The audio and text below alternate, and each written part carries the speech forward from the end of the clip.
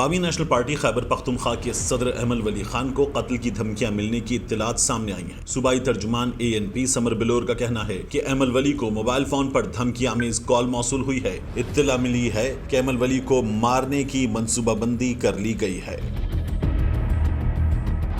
سمر بلور نے مزید کہا کہ ہمارا تحفظ حکومت کی ذمہ داری ہے۔ اگر حکومت تحفظ فراہم نہیں کر سکتی تو ہم اپنی پارٹی کے بڑوں کا تحفظ پھر اپنے ہاتھ میں لے لیں گے۔ ہمیں اسلحہ بھی اٹھانا پڑے گا اور قانون کو بھی توڑنا پڑے گا۔ صوبائی ترجمان ANP نے گزشتہ دنوں بھی ایک بیان میں کہا تھا کہ ایمل ولی خان کو دہشت گردوں کی جانب سے بڑی دھمکیاں دی گئی ہیں۔ ریاست، حکومت اور دہشت گردوں کے ہمدرد جان لیں کہ ایمل ولی خان ہمارے ولی باغ کے سیاسی وارث ہے۔ ایمل ولی کو ذرہ برابر بھی نقصان پہنچایا گیا تو ہم سے گلہ نہ کریں۔